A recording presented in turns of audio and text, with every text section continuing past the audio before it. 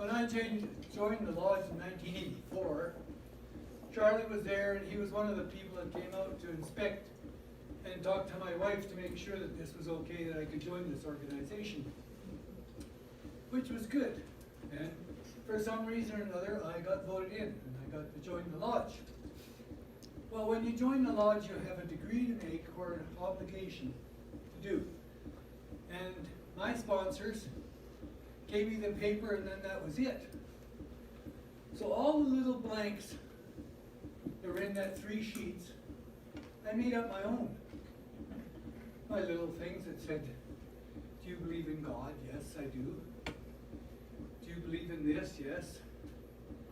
And then when I got finished, when I did my obligation to the group of men that were there, Charlie came up and said, come and talk to me for a minute. And he said, I don't know what the hell you're doing, but none of those words belong in those places. He said, nobody told me what to do or how to fill the blanks. So away he went, and he went charging off. Well, I tell you, in 24 hours I had more help than I know what to do with.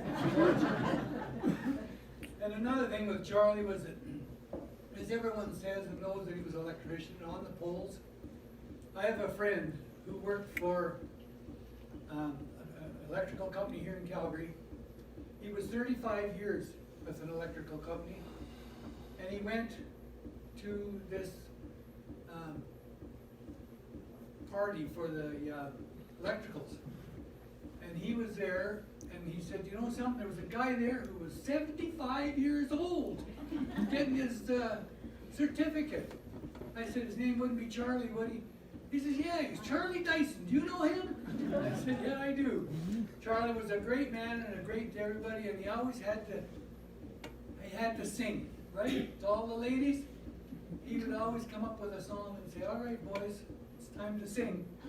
I sure wish I knew how to sing. I'd help you out.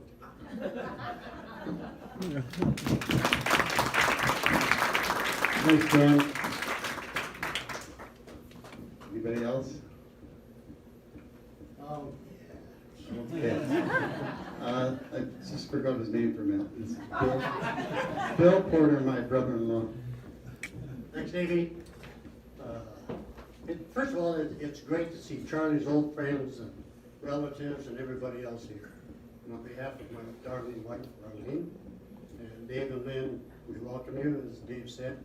A few little stories, you know, everybody said about Charlie, and he worked 39 years at the electric company, but do you know that he retired at 60? And he's the only person in Calgary that collected more in a pension until he's 105. He didn't earn until he was... Anyway, that's not a bad deal. I respect Charlie.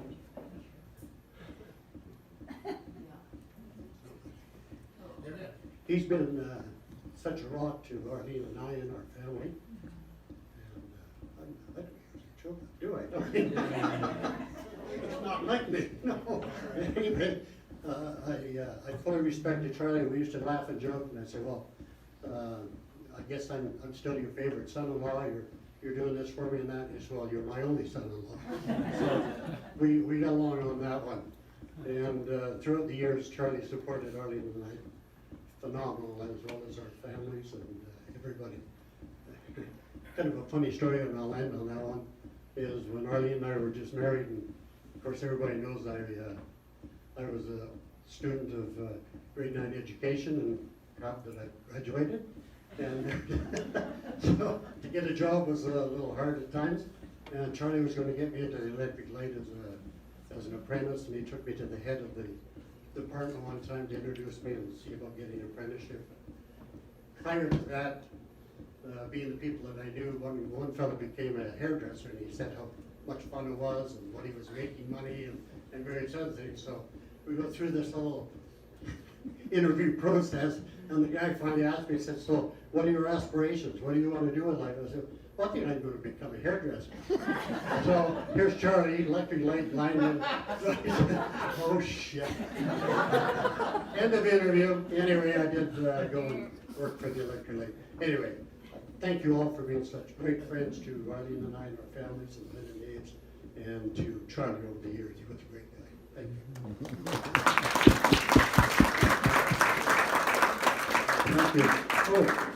Thank you. I'm not gonna say an old name, but a neighbor that lived across the street from us all our life. Anyway, Ronnie Pitlars, i.e. Bolt. Yeah, i.e. Bolt. Charlie Dyson and his lovely family lived right across the street from us for years, growing up. We all watched each other grow up. As we grew up, we all knew if anything ever needed to be done or we needed help, Mr. Dyson was always there. He helped us out in every way that we could possibly have. We were invited over for supper one day, and he made us eat without drinking water. You fill up if you drink water, and you eat my food first, he said. Which was not the way we usually did. When I finished high school, and I needed a job, my first job was the City of Calgary Electrical Department. Switchboard. And I used that education that I got because Charlie helped me get in there and got that job. And I used that to keep on going through life and pushing myself forward to get where I wanted to get to. Always knowing if we ever needed him, Charlie would be there. And saying Charlie really hurts me because it's Mr. Dyson. And I want to know that we all in the neighborhood loved him dearly. My mother and him had a very good contest going with Christmas decorations. When each Christmas, they got worse and worse, and my dad finally just said, "That's it, I'm not making another Christmas decoration." It was a great neighborhood to grow up in, and it was because of people like Mr. Dyson. Thank you.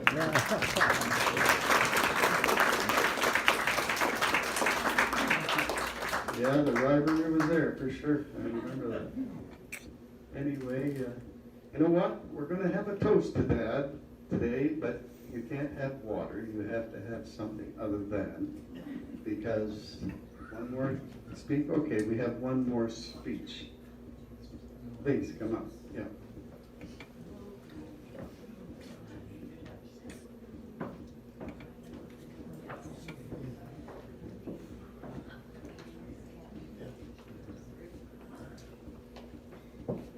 Okay, so I'm not very good with speeches, but I felt like I should say something. I really like them. Okay, so everyone else knows him as Charlie, but we call him Poppy. Don't know how we got that nickname. Like, Okay. this is Papa, and one day he went, "You can't call Papa Papa," so he goes, "This is going to be Poppy." So he's very kooky, Poppy, Poppy. I think we can all agree that Poppy was an amazing and kind person. He was an amazing role model, and he has taught me some very good life lessons. Also, he has also taught my dad some very good life lessons.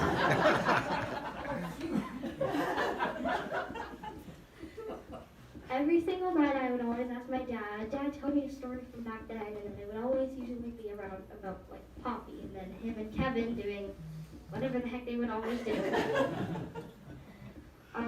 I think that we can all agree that Charlie has impacted every one of our lives in a happy way, and we all miss him very much, but I know that he's smiling up down on us from heaven, knowing that at least we're all here together and remembering him, and no matter what, we'll always love him and remember all the memories that we've had.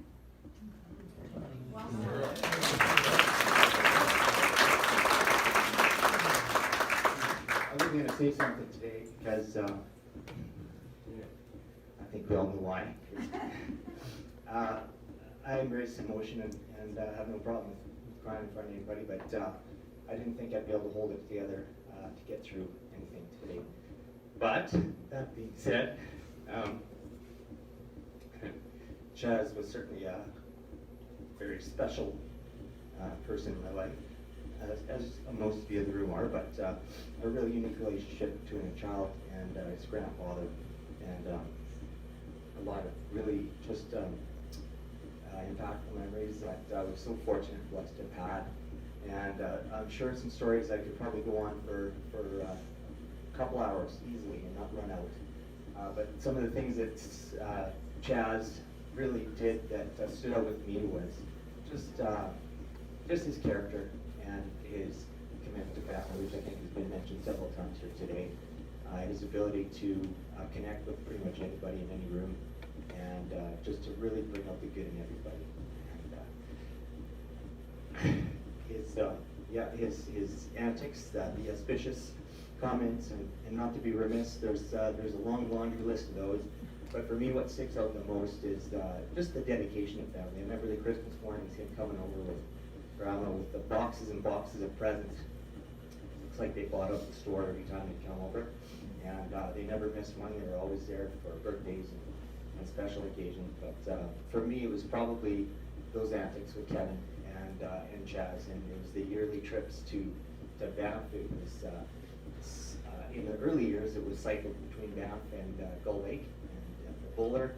And yeah, there was plenty of burnt toast and burnt pancakes that we enjoyed through the time. But he was a trooper. We'd put his folk music on in the Zephyr and pull that bowler out to the campsite, and then basically the minute that we got there, he would look at us and say, get out of my hair, I know you guys got things to do. So we'd take off on our bikes.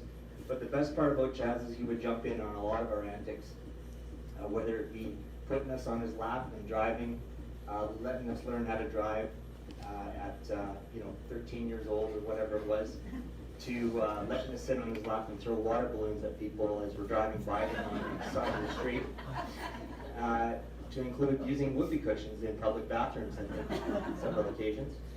But the most memorable experience was probably Gull Lake. We got up there and it was a pouring rain evening, and Kevin and I were out on our bicycles. And Kevin he swore he saw someone that fell down the Biffy and was asking for help. So we went back to the campsite, told Grandpa, "We think there's somebody in the Biffy out there, Gramps."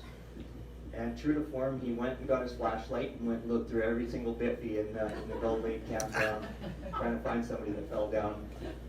Glenn, you're in here. You had that experience. Anyways, yeah, Charles was a very unique individual, and I was very fortunate to be able to really engage with him through my life. And one of the things I would do was call him every day as I would go. Sorry, I would call him every day before going to work. I miss those days. Sorry, guys. And I was very, really blessed to be able to have an amazing experience towards the end of his life. Thanks to Dave and Lynn for helping set this up. I went to see him through COVID. Of course, it was very difficult for everyone, and limited interactions with our loved ones. But Chaz was faltering and having some struggles, and we knew his time was coming to an end. So I was fortunate to go and spend about an hour with him the day before he passed. And he told me that he had a wonderful life. And he had all the love he could ever ask for, and he was ready to go. And I think that says a lot. So thank you, everybody, for being such a big part of our lives. I remember so many great memories of so many of you, and thank you for bearing through this as I had the opportunity to speak on such an amazing, loving individual. And thanks for standing up and sharing some of those great memories. Love you all. Thanks.